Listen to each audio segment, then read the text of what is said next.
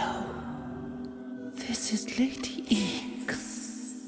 Please like and subscribe, and my stories will thrive.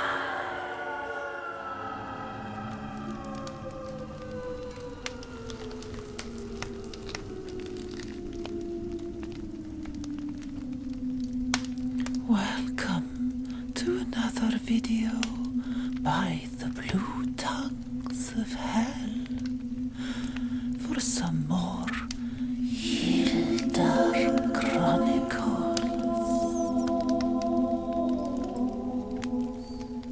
This chapter is called Moonstone Gallows.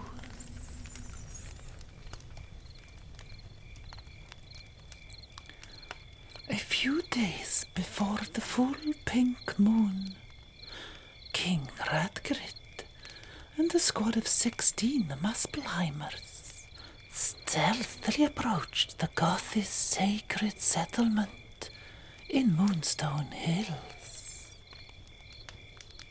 The waxing gibbous moon didn't bother them, clad in their charcoal-blackened tunics, and they used the nocturnal light to their advantage. Pale-faced Gothy priests already stuck out like sore thumbs, but their lunar-illuminated face paint only made it easier to spot them in the dark. Radgrid wasn't much of a religious man, and the idea of their intrusion being unholy had not crossed his mind. He certainly cared less than his loyal subjects about Odin's wrath or Sol's displeasure, since he had his personal motives for abhorring the Gothy. Before Harald was born, Radgrid loved to be out in the wilderness.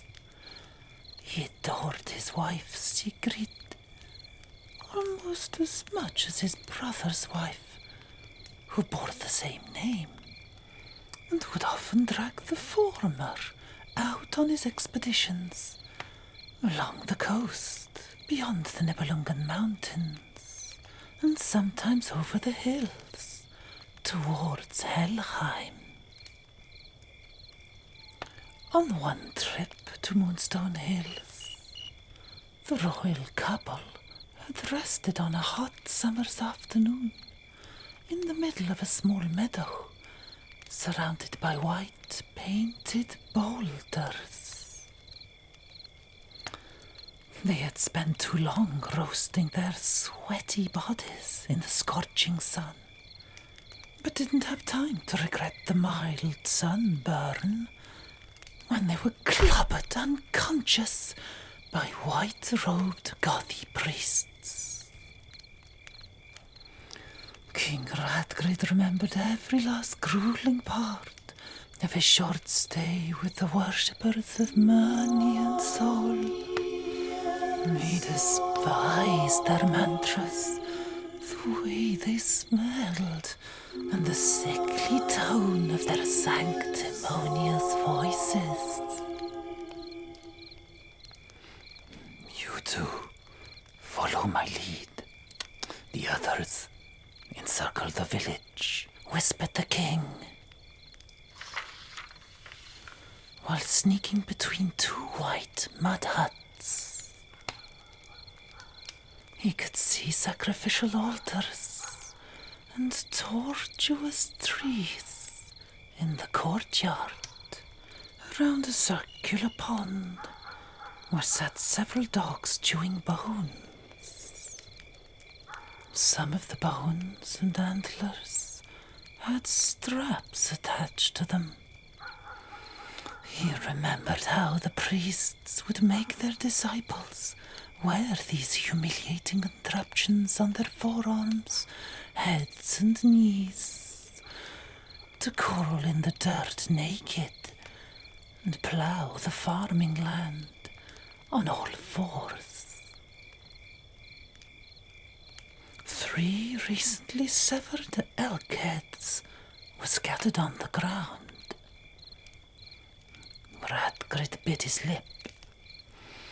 Fornicating was for animals, they would always say. That said, when becoming a lesser creature by slipping the wet, and the warm, emptied heads over their own, the Gothi were allowed to do whatever animals do. One of the exhausted priests, whose head was caked with blood, slept on the floor near the entrance to a central temple. Radgrid picked up a rock and took care of him with a cracking blow to the man's own temple. Faint choirs of distasteful voices emanated through the pale doors. The bitter tune chilled Radgrid's blood. He was then startled by another Gothi priest who stumbled out of a hut behind them and puked white fluid onto the dusty floor. Harald slit his throat and dragged the man back to his stinking hut. When he came back out, the young man was dressed in white robes. Radgrid saluted his nephew's initiative with a praiseful nod and signaled to those still in hiding to storm the other huts and retrieve more costumes without staining them too much. When they bashed through the Milkwood doors, a small dog began to bark, ferociously defending what seemed to be a human tibia. The singing stopped. King Radgrid saw his Sigrid strung up by the ankles, hanging upside down in that very same temple.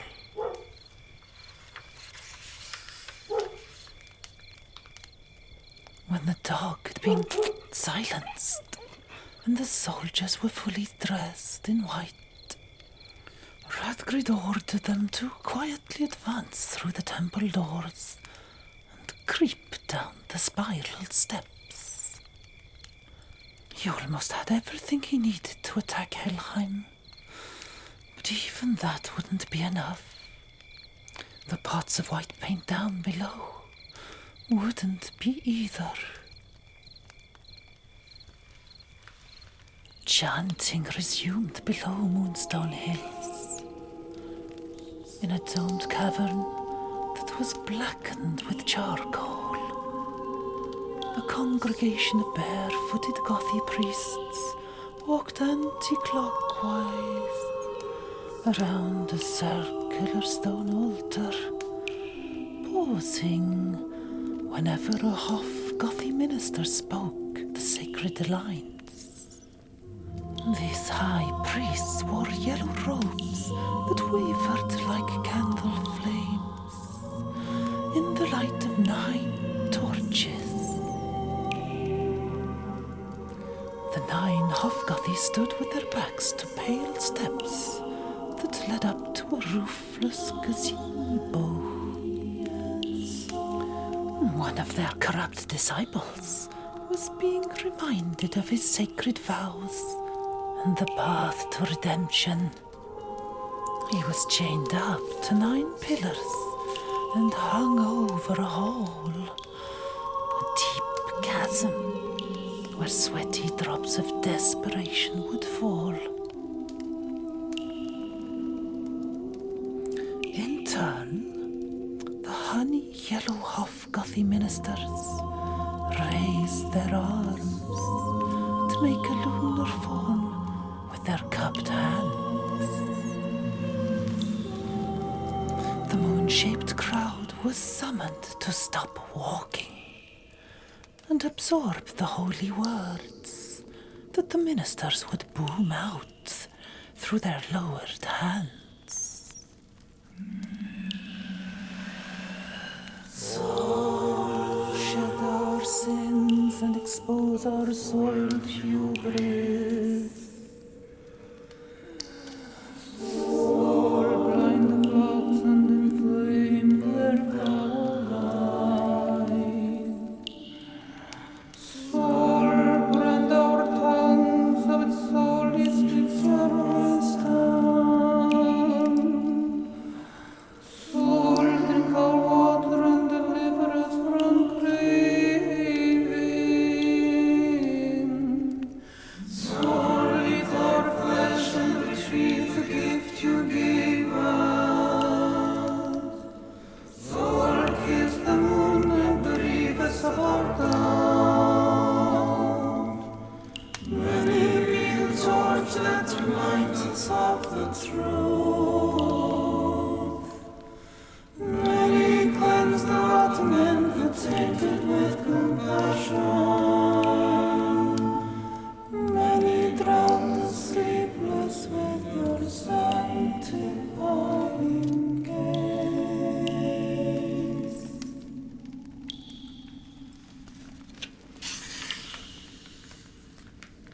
While a few drops of filtered water could be heard tapping onto the eroded stone-white floor, a smaller half-gothy minister hissed and brought the cavern to silence.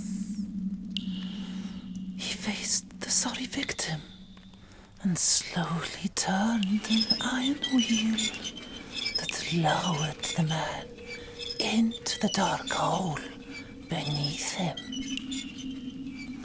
The priests praised money and soul 9 times, and the screaming sinner was hoisted back up. Another half-gothy raised his arms and resumed the prayers. Money, wash our hands that fulfill your retribution. Money, paint our faces with the purity of soul.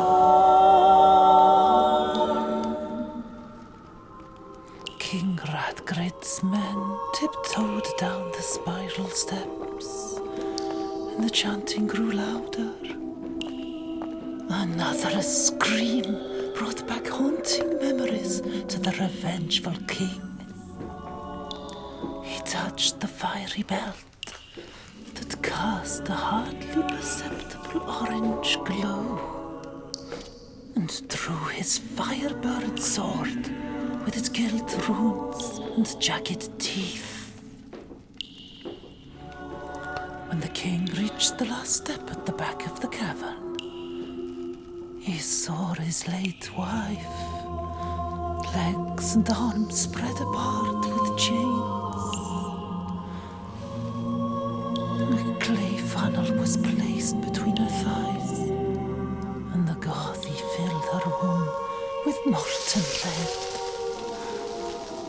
The liquid soaked through her body like a hot knife through butter, and eventually dripped from her mouth, nostrils and eyes that melted into one glistening, ugly hole. Unlike the first time, when Radgrid was forced to watch while chained to a wall with other kidnapped devotees ready to be brainwashed, he stormed into the cavern and hacked his way forward through anything alive standing before him and his imaginary wife.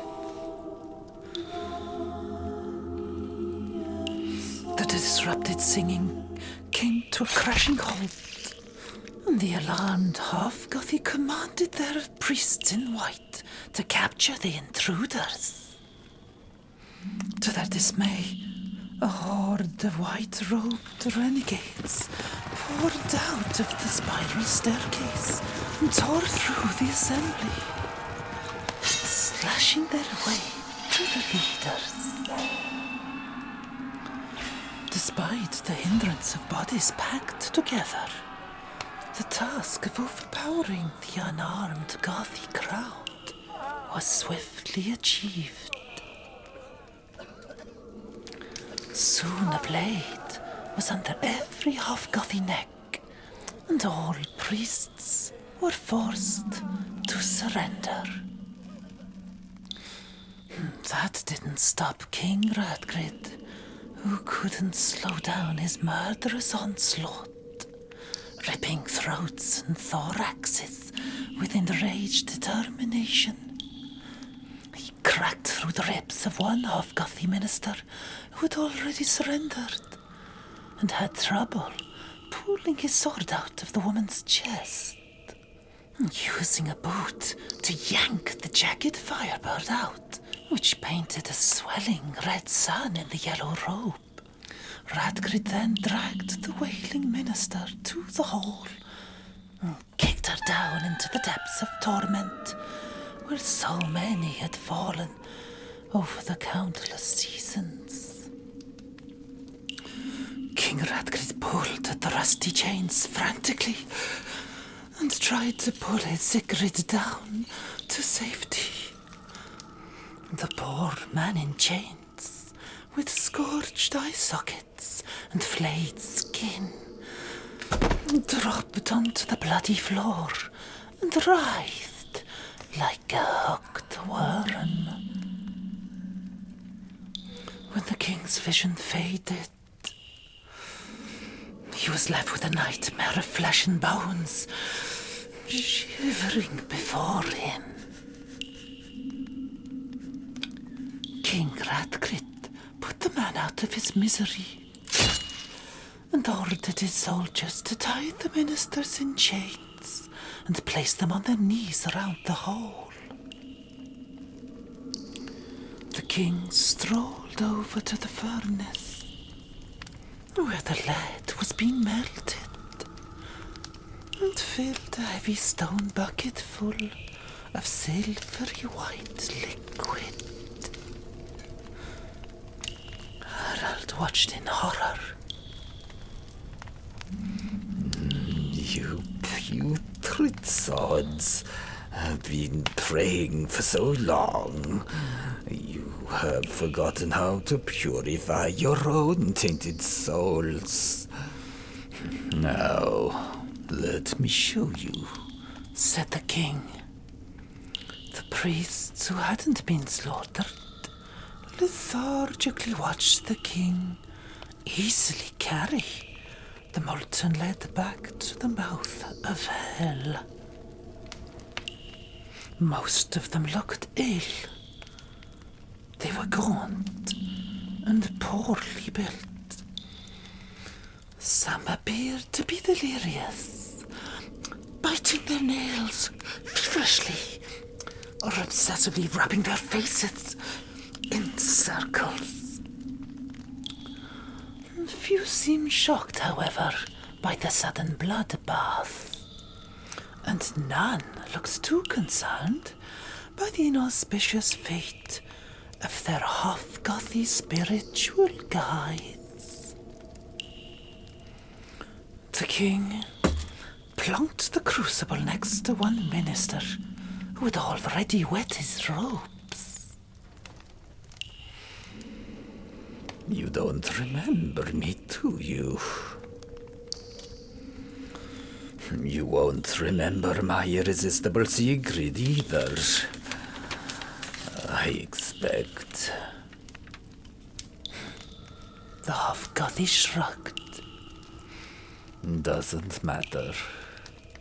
Your ugly mug is unfortunately branded in my brain, and I see no other ritual that would suit you better than the one you graciously gifted Sigrid. The king requested a stone ladle from beside the furnace, and the half-Gothy's eyes widened in fear. Firstly, in the name of Goddess Sol, I hereby grant you a few sanctified drops to help you reflect in the dark upon your foul existence. The king dipped the ladle into the crucible and filled it with hot white lead. Two frenzied soldiers held the minister's head back, and the king poured a thin thread of metal into his eye. They sizzled and disintegrated into a smelly mush of blood and lead. Now, in the name of your forgiving God, Mani, I hereby shed you of any audible distractions. Your lamentations will suffice for others to enjoy. And you may recall the thousands of voices from your victims while we prepare you for your next sentence. Radgrid dipped a dagger into the boiling liquid and used it to melt through the Hrothgar's eardrum. When all ministers had been prepared for King Radgrid's final punishment, the Ring of Eight tortured Hrothgar started to sing a mournful elegy of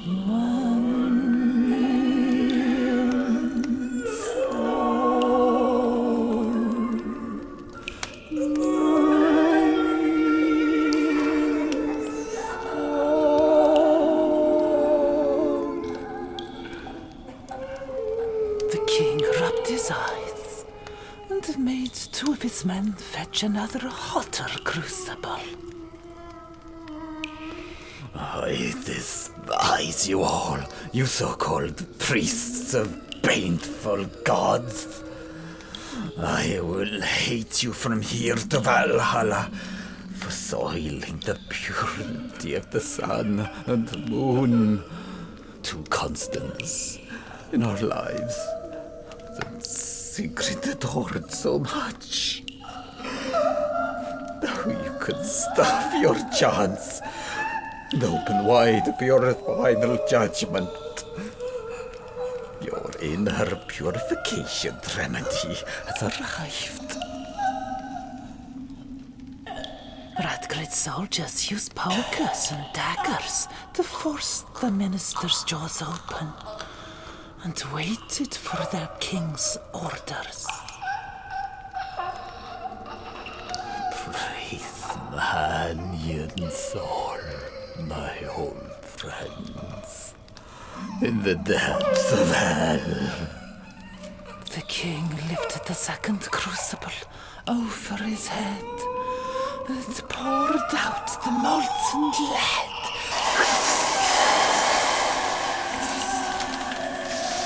Down their throats, enlarging their steaming mouths considerably, like Sigrid's, and forever silencing every Hrothgar butcher. One by one.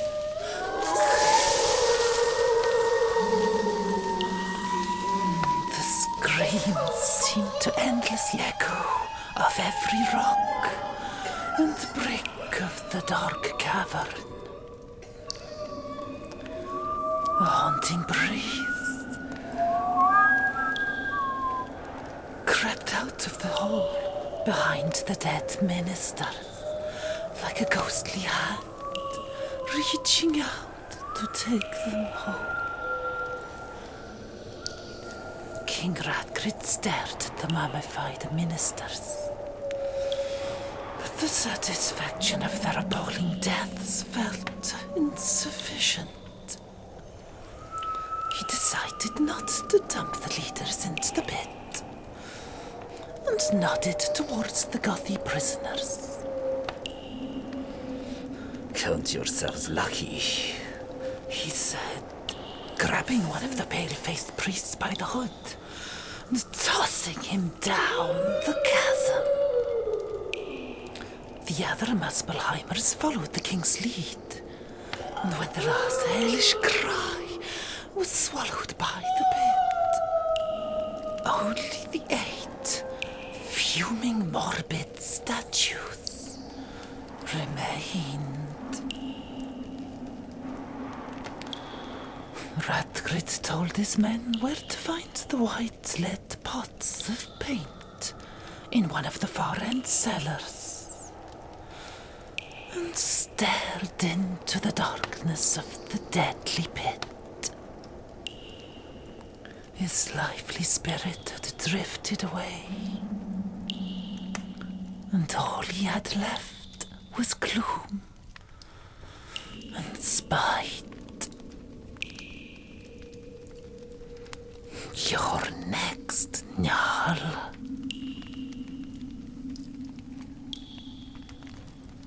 See you soon for the next chapter of the Hilda Chronicle.